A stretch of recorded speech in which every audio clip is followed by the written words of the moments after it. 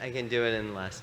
Thank you to SS and to Dr. Kinney for inviting me. I was part of the fourth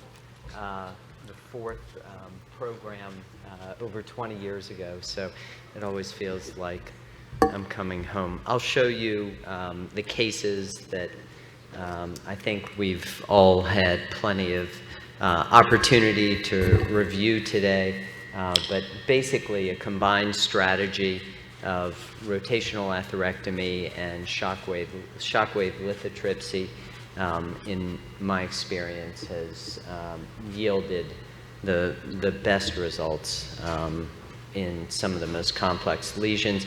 Again, just going back, stent-related events after a year, regardless, just very quickly, regardless of the stent type that we implant, bare metal, first or second generation drug-eluting stents, events continue to accrue out to 5 years at a rate of approximately 2% per year. We know that severely calcified lesions pose the greatest threat, and eccentric calcific nodules tend to be one of the places where we have the largest problems. The impact of calcium is incredibly detrimental, as we all have information that we've accrued over not only just the past day, but it's something that most of us know on a day-to-day basis. The opportunities for lithotripsy are really remarkable. The two emitters transmit forces in 4 different ways. I couldn't help but notice yesterday there was a little bit of science behind what the Fed did on the right-hand side. On the left, we show how the emitters initially demonstrate a burst of acoustic energy. Seemingly, I think the Fed thought there was going to be some science behind what they did yesterday as well. The algorithm on the left of a high calcium content via coronary angiography, critically important, and we've gone over this multiple times today.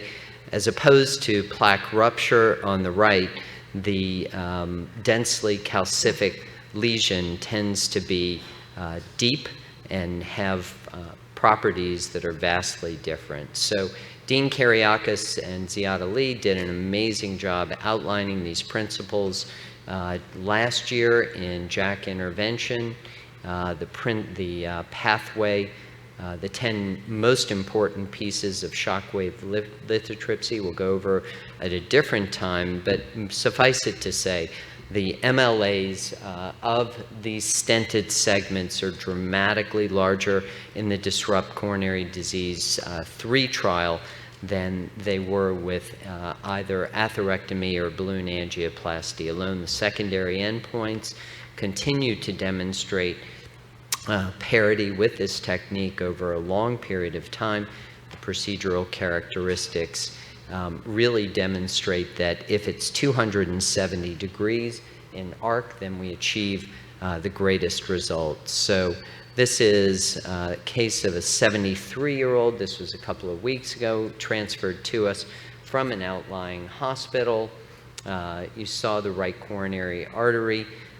We were able to do rotational atherectomy, followed by shockwave angioplasty in the proximal portion of the vessel, yielding a